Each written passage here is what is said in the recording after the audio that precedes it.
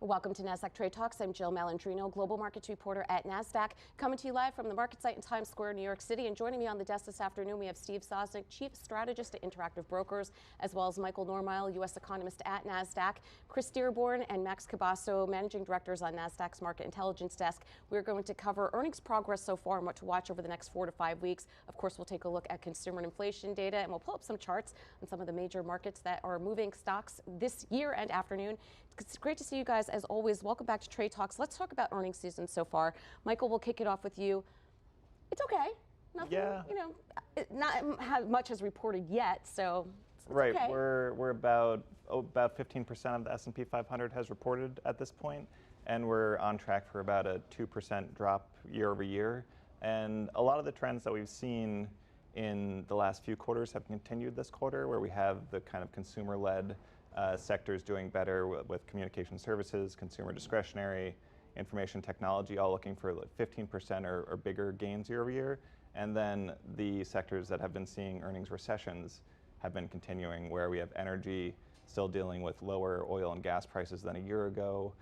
You also have healthcare also dealing with lower COVID-related spending versus a year ago, and then materials taking a hit from the manufacturing slowdown. So those sectors all looking for about a 20% drop year over year at this point. Yeah, I think we'll get more of a read in different parts of the economy, Steve, over the next 4 to 5 weeks. Of course, some of the big Nasdaq 100 names, the Mag 7s, are coming out this week. We had one last night. We have one tonight after the close. I really think that's the tell there, as well as what's going to happen in these consumer names. I think it has to be. And right now, it's not so much even looking back. It's really the guidance that we expect to get, because the market's pricing in pretty robust earnings growth for 2024. Depending on which index and which group of stocks, call it 10%, 11% here and there.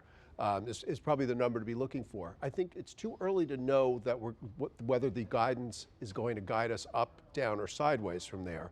As Michael said, we're call it the top of the second inning right now. But that to me is really the key, because we have this situation where we're pricing in very solid earnings for the year to come, call it 5% revenue growth, 10% earnings growth. But at the same time, we're also pricing in 5 to 6 rate cuts. And I don't see how we can do both. Right. I mean, that's a good point. And Chris, you following the consumer closely on the intelligence desk, the data that we saw come out with the consumer and with inflation, that consumer data print that we got suggests, if you want to extrapolate from there, that perhaps inflation has peaked. Right. When you look at holiday spend alone was 3.8% better than the previous year, according to the NRF data. You've got unexpectedly low new claims coming in, which kind of buoys that level of, well, things really aren't that bad. And then you look at the PMI data from today, which showing growth. It's hard to say. And then when you talk about really sentiment, you're looking at what people would think as it's not going to be that bad. We're going to get that soft no landing, and we talk about it ad nauseum at times, but really that's going to be the case. If I'm a consumer and I have money in my pocket and I have security in my job, I'm going to go out and spend. If at any point along that fear, if you look at the Michigan sentiment numbers, that's going to change, then people aren't going to spend. And right now they're looking at 2.9% for next year for an inflation rate, according to the survey out of Michigan. So that's pretty interesting when you look at it. Now that you flip to the other side, to the Fed, you readjusted for March. It's a 40% according to the Fed fund futures now for a hike, but May is 85%. And almost a third of that is expecting a half a point. So I don't know. I don't know what's going to give here. But again, earnings are going to have to pull us through. The company's going to have to produce this year, and that's going to be the Magnificent Seven and the other large caps. I mean, you've got the NDX is making new highs today. The S&P is making new highs today. The Comp is making new highs today. The Dow just made a new high a couple of days ago. Money's being put to work. Right, and we're going to talk about those charts in just a moment, but I don't know, Max, I'm going to take the under on 6 cuts, and I'm also going to take the under on more than 25 bips in one meeting. I tend to agree. It just seems very Goldilocks sort of situation to get that much. I'm interested to see what actually happens with the growing unrest, obviously in the Middle East, with shipping and containers. Does that get through? Does that have an impact, like we were talking about last time, on the supply side of things from an inflation print? Does that hurt, where then the Fed can look at it and say, hey, wait a second, we're not where we need to be, let's slow down? And again, like we talked about, the Fed is always reactionary. They're very slow to get it. They're not going to get ahead of things and kind of jumpstart the economy that doesn't need jumpstarting. I think they're going to be slower to go, wait for everything to confirm their convictions versus, hey, we got a feeling this is going to start to turn. Let's start cutting now. I think they're going to probably wait. And again, especially if earnings continue the way they're going, we see growth, unemployment that stays the way it is. It's going to be tough for them, in my opinion, to justify cutting. I think March is off the table. And again, even May, I think is probably even further up in the air than is being priced into the market right now. And Michael, as an economist, you are also historians of the market. I don't think that this current Fed is going to go and reverse course as quickly as we've seen with prior Fed administrations, where we saw what happened with inflation. And it's such a challenge because the market is taking good news as bad news and bad news as good news. Do we really want a bad economy where we need to get Fed rate cuts? It's almost like, do you want to cut your nose off to spite your face? Yeah, I think the kind of taking your point, the Fed doesn't need a shock to slow them down. They're already in slow motion in a sense. So I think we've seen inflation come down so much at this point, and if you're looking at inflation on shorter term kind of annualized bases, we're already at that 2%-ish range right now. So I personally feel like the Fed, March should be considered, May should be considered, but it's not in the current Fed's kind of way of behaving to be that aggressive. And we're going to be closing in on a year between the last rate hike and the first rate cut if we're getting into the summer before they start doing that. All right, let's talk about charts for a moment here. Steve, you and I had covered this on Monday, the divergence with the Nasdaq Composite versus the Nasdaq-100. Of course, the composite is composed of all the stocks on the Nasdaq Stock Exchange, and of course, the tech-heavy Nasdaq-100 is something else. Max, pull up Nasdaq versus Nasdaq-100. Steve, give us your thoughts around that. Well, you could see over time, there's been a steady outperformance of NDX, vis-a-vis the comp. There's a couple of reasons for that. Number one is, tech is where the action is right now, and comp, for better or worse, is a little bit of everything. Tech and you've got financials, you've got other things in there. So that does, I think, hold it back when one of the two, when the narrow index is turbocharged. Secondly, I think indexation has a lot to do with it as well. There's not a lot of money indexed to the comp. There's a lot of money indexed to NDX, starting with QQQ and working your way on down. And so as a result, I think that's given the lift to NDX, but we do see this at a record wide level. The problem is, as a trader, you want to want to sell the one that's outperforming and buy the one that's underperforming, but it's not clear to me how far the mean reversion, if any, would go. Right, and of course the question is the Mag 7 still in favor? And we love acronyms and we love nicknames on the street. First FANG, now we have Mag 7. Is it too early to make that call that it's time to shuffle the deck chairs? We're about an hour too early to make the call. Right. We'll know after Tesla comes out, because as you and I discussed earlier, my thinking now is Tesla sort of needs to be replaced by Broadcom, based on the fact that Broadcom and NVIDIA, Broadcom really is matching NVIDIA step for step, and I think people don't appreciate it. It's also, because of its weight, bigger than Tesla now in NDX. So let's see when earnings come out. We'll know if Tesla rallies after this, or if we get the last 3 quarters, Tesla was down between 9 and 10% after each of its reports. You might argue that maybe the bad news is priced in because Tesla's underperformed so much this year. The options market right now is somewhat sanguine about it. When I looked earlier, they were pricing at about a 7.5% move, which, as I just said, we've been averaging closer to 9 or 10. We'll know soon enough, I suppose. Yeah. Chris and Max, let's switch gears and talk about small versus large cap. Certainly a very different picture than we saw at the end of the year in the first week of January.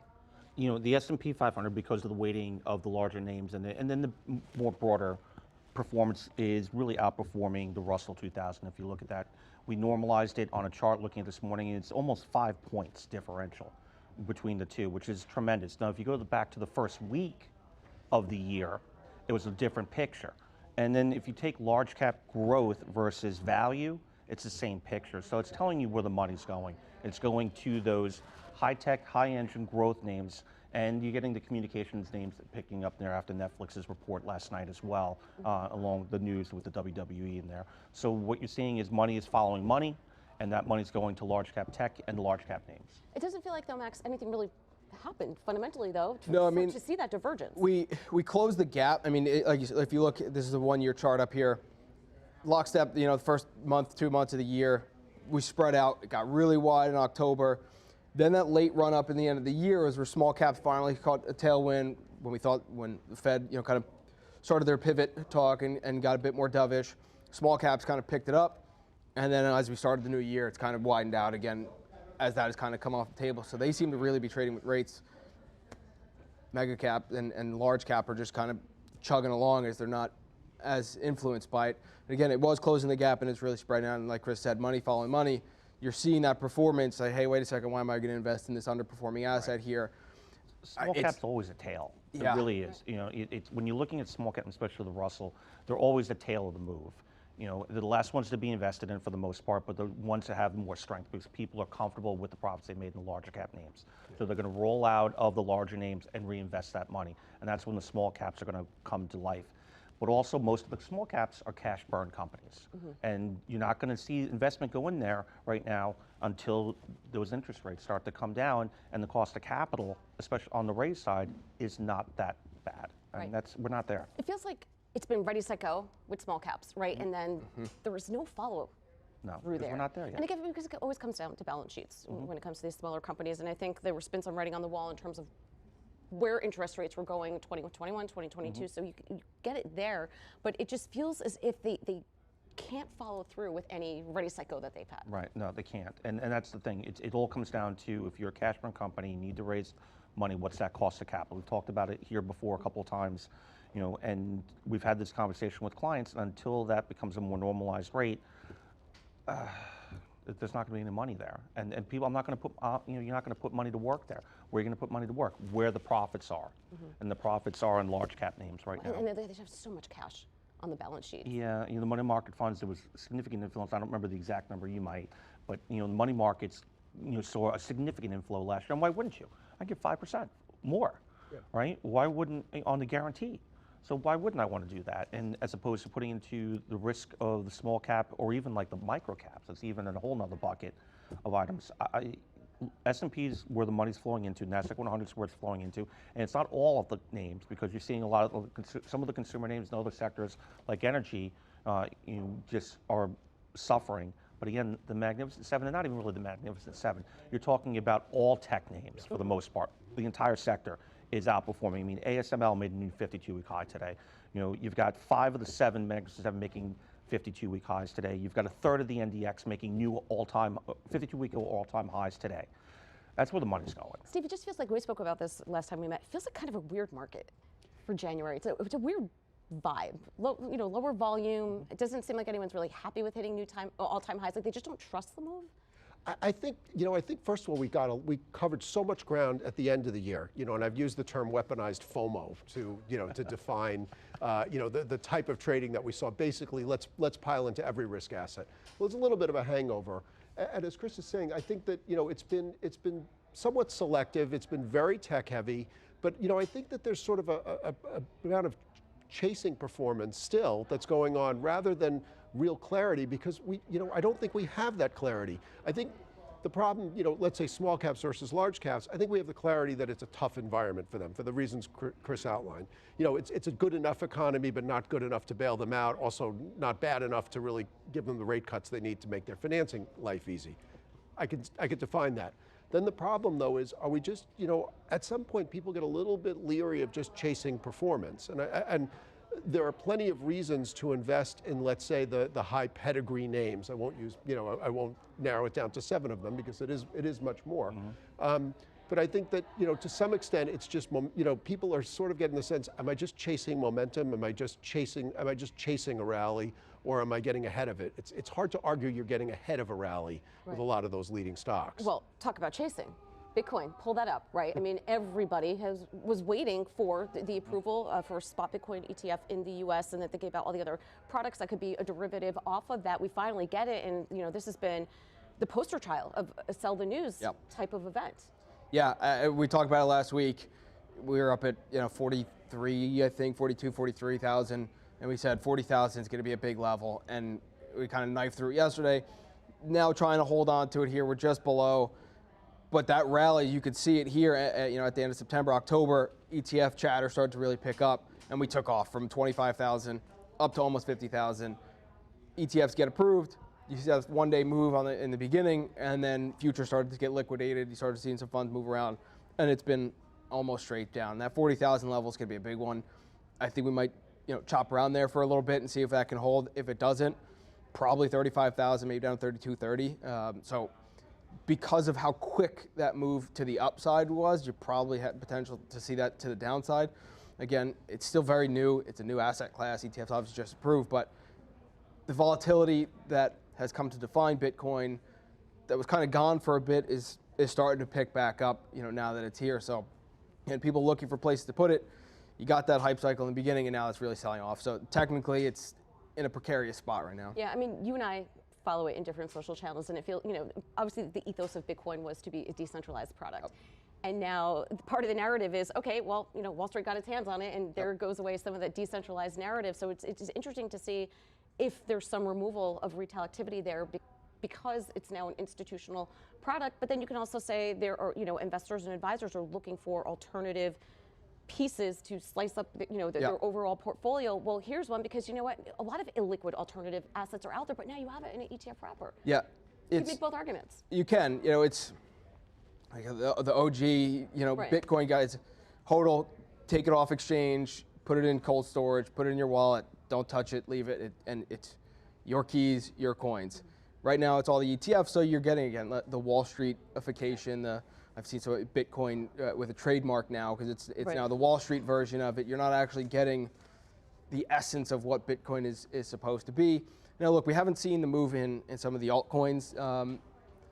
When you start to see those, that's when I start seeing the hype cycle of crypto, and Bitcoin's kind of broken out away from that more so recently. Now at the ETF, we'll see what happens with Ether, but it's interesting.